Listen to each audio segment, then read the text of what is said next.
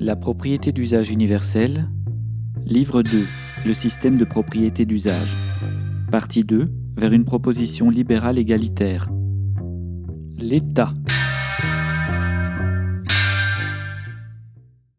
Poursuivons la réflexion amorcée dans le livre 1 à propos de l'État. Et posons-nous une question qui pourrait venir d'un anarchiste révolutionnaire. Peut-on vivre sans État ? Les sociétés primitives de familles nucléaires s'en sont passées pendant des millénaires, et pour cause l'échelle de leur population permettait une gestion entre soi des affaires courantes. Mais n'était-ce pas une forme de proto-État ? Ça n'est plus le cas avec des peuples composés de plusieurs millions de personnes, de propriétaires pour lesquels la norme doit se cristalliser officiellement d'une manière ou d'une autre. Il se trouve que cette cristallisation normative prend le plus souvent la forme de l'État. Rappelons que la cristallisation normative peut aussi se nommer institution. C'est tout le paradoxe du libéral, qui prend l'individu comme atome initial, comme unité de base, mais qui doit à un moment ou à un autre s'appuyer sur l'échelle macroéconomique et une forme de division du travail pour satisfaire les besoins même de l'individu. L'État, comme découpage arbitraire du monde, doit tenir compte des peuples et de leur culture, ce qui n'est pas toujours le cas, au risque d'être tenté de pratiquer le forçage idéologique par la suppression des particularités locales ou de vivre des conflits ethniques incessants. L'utopie d'un libéralisme sans frontières, d'un État-monde, aurait pour effet d'homogénéiser l'anthropologie au point d'affaiblir l'individu en tant que puissance de proposition, et aboutirait finalement à une forme de privation de liberté d'expression. Penser que les intérêts globaux pourraient converger vers une seule proposition de cristallisation normative ne semble pas raisonnable. Pour cause, le monde hétérogène ne peut aboutir à une proposition homogène sans détruire une grande partie des libertés. Voilà pourquoi, même pour un défenseur du libéralisme, un découpage étatique du monde peut offrir un outil au service de l'émancipation. Nous avons déjà abordé la liberté de circuler et de commercer entre les États, et nous avons vu combien il ne peut jamais exister de commerce mondial sans création de bastions défendus. Même si nous n'avions plus de frontières, et que les règles du commerce étaient parfaitement homogènes, il persisterait une défense ardue des intérêts locaux sous toutes les formes possibles. Il en va de la constitution de l'humanité, qui fonctionne, qu'on le veuille ou non, par appartenance à des communautés d'intérêts. L'aspect institutionnel de l'État tient donc de sa capacité à porter une passion collective dans laquelle son peuple a globalement confiance, adhère. Au sommet de sa puissance, ce phénomène permet une forme d'autorité qui se passe de recourir à la violence. Si l'État commence à recourir à la violence contre son peuple, on aperçoit le signe d'une perte d'autorité, donc une remise en cause de la cristallisation normative portée par lui-même. L'État dérive alors vers sa forme autoritaire, ce qui ne signifie malheureusement pas sa mort immédiate, mais un pas de plus vers l'hybridation. C'est exactement la situation dans laquelle se trouve l'Occident, dont les dirigeants qui sentent le vent des boulets de l'insatisfaction n'ont pas d'autre idée en tête que de réprimer la moindre contestation. La démocratie représentative reste un régime doux tant que les citoyens votent pour les représentants de la doxa idéologique, tant qu'ils sont d'accord avec les puissants, tant que les propriétaires lucratifs peuvent continuer de détourner le surtravail des locataires. Tout l'enjeu du passage à la propriété d'usage est de changer les intérêts défendus par l'État. Nous devons remplacer la défense des propriétés lucratives, l'homme loue pour l'homme, par la défense de la propriété d'usage, le mutualisme, l'aubaine, pour atteindre le climax. On connaît les 3 leviers d'action de l'État, législatif, exécutif et judiciaire. Ils sont tout. Avec eux, on peut guider une société dans n'importe quelle direction. Lorsqu'on entend aujourd'hui que les États sont faibles, c'est absolument faux. Les États possèdent la plus grande puissance. Ils peuvent faire la pluie ou le beau temps sur l'économie, la finance, le travail, la propriété, la liberté, l'égalité, la fraternité. Je répète que l'État peut tout. Il peut obéir ou désobéir aux traités, aux règles internationales, aux accords. Il peut payer ou refuser de payer, y compris les sanctions, y compris sa dette. Il peut sanctionner tel ou tel autre État.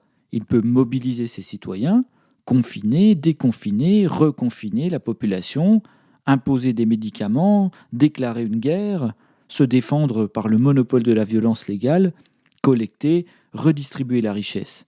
Il peut ouvrir ou fermer ses frontières, il peut intégrer, assimiler, expulser, éduquer, autoriser, interdire, contraindre, libérer, emprisonner, créer de l'argent, en détruire, inventer des taxes, déchoir des citoyens de leurs droits, voire de leur nationalité, et dans certains cas, condamner à mort.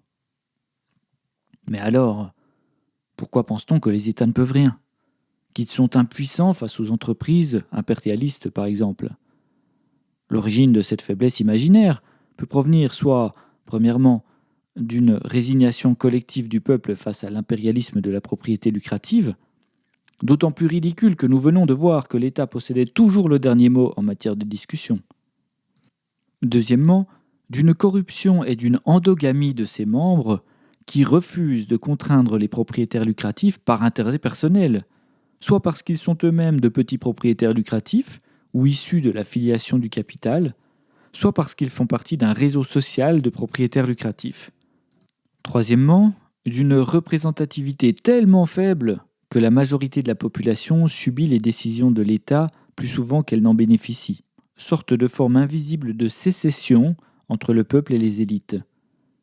Et quatrièmement, de l'influence de l'État profond, composé des membres permanents des divers cabinets, dont l'orientation possède une réelle indépendance, combinée à la non-conséquence des décisions sur les décisionnaires eux-mêmes. Et cinquièmement, de la dilution de l'échelon national dans la globalisation financière, acceptée, favorisée et valorisée par les États. Et sixième, pour les nations européennes uniquement, du paradoxe de vouloir une monnaie rigide et autoritaire, l'euro, dans un cadre de politique néolibérale, fruit de la médiocrité technocratique bruxelloise. Évidemment, on peut mixer toutes ces propositions. Dans un monde de propriété d'usage, le rôle facilitateur de l'État consiste à écrire les lois qui institutionnalisent les rapports sociaux et les règles de la division du travail et à les faire respecter. L'inscription de l'interdiction de la délégation de l'usage d'une propriété dans la Constitution pourrait, en une phrase, faire basculer toute la société dans un nouveau rapport politique. Car le système de propriété d'usage peut quasiment se résumer à cette proposition, à partir de laquelle toutes les autres découlent. Seul l'État possède la puissance d'agir institutionnelle de procéder ainsi, ce qui ne nous indique pas comment procéder pour obtenir ce résultat. En effet, la prise de l'État, en tant que quête classiquement révolutionnaire, semble représenter un objectif peu réaliste sans l'adhésion du peuple.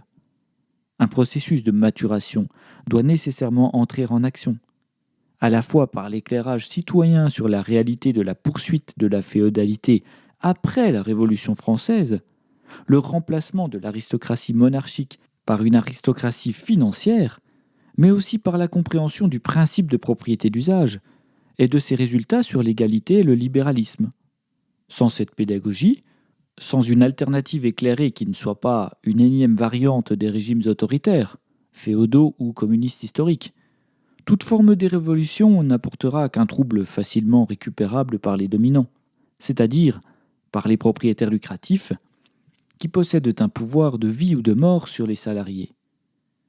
Les institutions portées par l'État devront organiser la propriété d'usage, en institutionnalisant les flux financiers que nous avons découverts précédemment. Mais cela ne suffit pas à régler la violence inhérente à tous les rapports sociaux.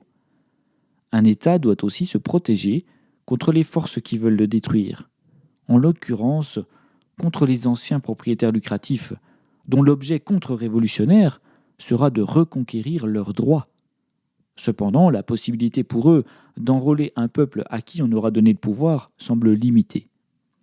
En effet, la propriété étant la clé primitive de la force sociale d'un individu, il serait étonnant que les travailleurs se laissent séduire par un retour à la féodalité.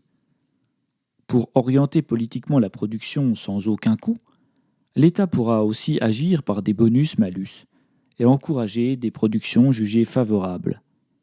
De cette manière, l'impôt restera faible en proportion de la cotisation, car l'essentiel de la valeur socialisée pour le fonctionnement de la propriété d'usage reste la part cotisée du traitement qui, nous l'avons vu, varie en fonction des besoins en capital des entreprises créées ou renouvelées. De manière générale, nous privilégierons des productions en monnaie marquée, non délocalisables, comme une forme de redistribution des richesses, sans s'interdire pour autant d'utiliser la monnaie non marquée. Reste la question mondiale, non négligeable. Pour commencer, nous savons combien la féodalité du régime hybride est mondialisée, étant vers une sorte d'harmonisation que le pétrole, en facilitant le commerce à grande échelle par un coût du transport quasi nul, aura maintenu. Les dominés, les locataires intégraux, se comptent donc en milliards, et il semble surréaliste de penser qu'ils puissent rester insensibles à leurs conditions déplorables, d'autant qu'on leur proposera une alternative séduisante. Qui refuserait de devenir propriétaire quand il est locataire et qu'on ponctionne une rente sur son travail ? La masse humaine mondiale ne peut que désirer et adhérer au processus historique de basculement vers la propriété d'usage. Si tant est qu'un pays franchisse le pas avant l'autre, la possibilité pour d'autres de rentrer dans un processus de mimétisme en sortira décuplée. Certains pays fortement hybridés, dont la France, possèdent déjà une part de propriété d'usage non négligeable, qu'elle pourrait augmenter facilement à l'aide de quelques lois. Aussi surprenant que cela paraisse, la disparition progressive des énergies fossiles, donc la baisse du facteur alpha, mais aussi les effets de l'écocide provoqués par le mode de production lucratif, agiront en accélérateur de ce processus, puisque les promesses de réalisation de l'individu dans la consommation s'évanouiront inéluctablement, entamant un processus irréversible de désamour grandissant envers le régime féodal hybride. S'il est urgent de comprendre les principes de la propriété d'usage, c'est précisément pour éviter de se retrouver sans solution lorsque la détestation du régime hybride aura définitivement détruit l'adhésion que les citoyens avaient pour lui, et qu'ils l'auront détruit.